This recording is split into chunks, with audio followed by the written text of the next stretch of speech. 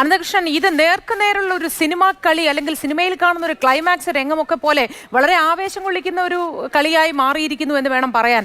കാരണം മുകുൾ റോത്തഗി എന്ന് പറയുന്ന അഭിഭാഷകനെയൊക്കെ ഈ ഒരു സന്ദർഭത്തിലേക്ക് ഓൺലൈനായി ഹാജരാകാൻ തെരഞ്ഞെടുക്കുക എന്ന് പറയുന്നതിൽ തന്നെ ഇതിന്റെ പിന്നിൽ വളരെ ശക്തമായ കൈകളുണ്ട് എന്ന് വെളിവാക്കുന്നതല്ലേ?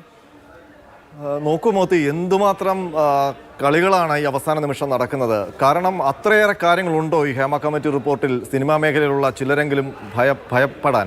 കാരണം അവസാന നിമിഷം, അതായത് 3 മണിക്കാണ് രഞ്ജിനി സിംഗിൾ ബെഞ്ചിനെ സമീപിക്കാൻ ഒരുങ്ങുന്നത്.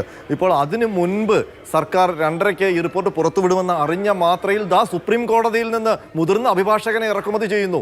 എന്ത് വില കൊടുത്തും സർക്കാർ ഈ റിപ്പോർട്ട് പുറത്തുവിടുന്നത് തടയാനുള്ള സജീവമായ അണിയറ കളികളാണ് നടക്കുന്നത്. ജനങ്ങളിത് മനസ്സിലാക്കണം. കാരണം ഈ റിപ്പോർട്ട് പുറത്തു വരരുത് എന്ന് അതിയായി ആഗ്രഹിക്കുന്ന അദൃശ്യ ശക്തികൾ കളി തുടങ്ങിക്കഴിഞ്ഞു. 2:30 സർക്കാർ ഈ റിപ്പോർട്ട് പുറത്തുവിടും എന്ന അറിയിപ്പ് മാധ്യമങ്ങളിലൂടെ വന്ന മാത്രയിൽ 1:30 തന്നെ ഇത് മെൻഷൻ ചെയ്തുകൊണ്ട് സുപ്രീം കോടതിയിൽ നിന്ന് മുതിർന്ന അഭിഭാഷകനെ ഇറക്കി എന്ത് വില കൊടുത്തും ഒരു സ്റ്റേ ഉത്തരവ് വാങ്ങിക്കാനുള്ള അണിയറ കളികളാണ് ഇപ്പോൾ നടക്കുന്നത്. ഏതായാലും ഒരു കാര്യം ഉറപ്പാണ്, ഇപ്പോൾ നടക്കുന്നത് സിനിമയിലെ ക്ലൈമാക്സ് യുദ്ധമല്ല.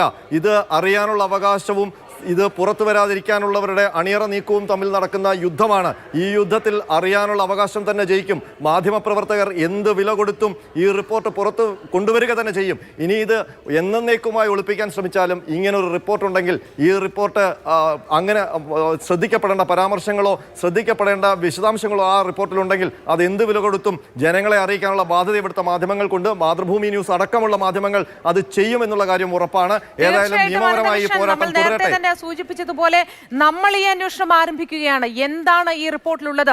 ആർക്കാണ് ഭയം? എന്തിനെയാണ് ഇവർ ഭയപ്പെടുന്നത്? അത് സംബന്ധിച്ച് ഇനി നമ്മുടെ ഭാഗത്തുനിന്ന് ഒരു അന്വേഷണം ഉണ്ടാവേണ്ടത് തന്നെയുണ്ട് എന്ന് പറയാം, അല്ലേ അനന്തൻ?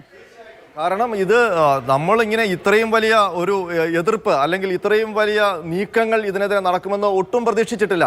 ഒരു സർക്കാരിൻ്റെ മുന്നിലെത്തിയ കേരളത്തിലെ ഏറ്റവും പ്രധാനപ്പെട്ട ഒരു സംഭവ വികാസവുമായി ബന്ധപ്പെട്ട് സിനിമാ മേഖലയിൽ സ്ത്രീകൾ അനുഭവിക്കുന്ന പ്രശ്നങ്ങൾ പഠിക്കാൻ നിയോഗിച്ച ഒരു കമ്മിറ്റി ഒരു റിപ്പോർട്ട് നൽകിയിട്ട് സ്ത്രീ സൗഹൃദ സർക്കാർ എന്ന് പേരുകേട്ട ഇടത് സർക്കാരിന് ആ റിപ്പോർട്ട് പുറത്തുവിടാൻ പറ്റാത്ത രീതിയിൽ സർക്കാരിനെ വരിഞ്ഞു മുറുക്കുന്ന അദൃശ്യ ശക്തികൾ ആരാണെന്ന് കേരളത്തിന് അറിയണം.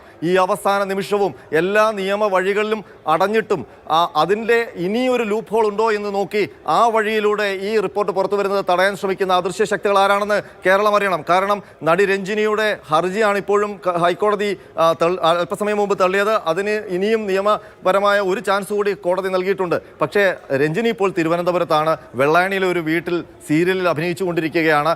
പക്ഷേ അവർക്ക് വേണ്ടി വലിയ വലിയ അഭിഭാഷകരെ പുറത്തിറക്കാൻ കെൽപ്പുള്ള മഹാരഥന്മാർ ഇതിൻ്റെ മുന്നിൽ നിന്നുകൊണ്ട് ചരടുവലികൾ നടത്തുന്നു എന്ന് വേണം മനസ്സിലാക്കാൻ. കൊച്ചിയിൽ ഹൈക്കോടതിയിൽ നിയമവൃത്തങ്ങൾക്കുള്ളിൽ വലിയ ചരടുവലികൾ നടക്കുന്നു. എന്ത് വിധേനയും ഹേമ കമ്മിറ്റി റിപ്പോർട്ട് പൊതുസമൂഹത്തിന് മുന്നിലെത്തുന്നത് തടയുക, അതിലെ സ്വകാര്യതയെ ലംഘിക്കുന്ന ഭാഗങ്ങൾ ഡിലീറ്റ് ചെയ്തിട്ട് പുറത്തു വരുന്ന ഭാഗം പോലും ആരെയോ ഭയപ്പെടുത്തുന്നു. ആ ഭയപ്പെടുത്തുന്ന അതിലെ പരാമർശങ്ങൾ എന്തൊക്കെയാണ്? അനന്തകൃഷ്ണൻ, തീർച്ചയായിട്ടും ആ ഭയമാണ്. എന്തിന് എന്നുള്ള ഭയം, അതാണ് നമുക്കറിയേണ്ടത്. ആർക്കാണ് ഭയം, അതാണ് അറിയേണ്ടത്. ഇന്ത്യയുടെ സോളിസിറ്റർ ജനറൽ ആയിരുന്നു, ഇന്ത്യയുടെ അഡീഷണൽ അറ്റോർണി ജനറൽ ആയിരുന്നു, അഡീഷണൽ സോളിസിറ്റർ ജനറൽ ആയിരുന്നു, 12ാമത് അറ്റോർണി ജനറൽ ആയിരുന്ന മുകുൾ റോത്തഗിയെ പോലെയുള്ള ഒരു പ്രഗത്ഭ അഭിഭാഷകനെ അടക്കം ഇറക്കിയ അവസാന നിമിഷം ഈ കളി എന്തിനു കളിക്കുന്നു? ഇത് നമുക്കറിയണ്ടേ? പൗരാവകാശമാണ്. ഈ പൗരാവകാശം നടപ്പാവുക തന്നെ വേണം. മാധ്യമപ്രവർത്തകർ വിടാതെ പിന്നാലെ ഉണ്ടാവുമെന്ന കാര്യത്തിൽ യാതൊരു സംശയവുമില്ല. ഈ റിപ്പോർട്ടിൽ എന്തൊക്കെയുണ്ട്? ആരാണ് ഭയക്കുന്നത്?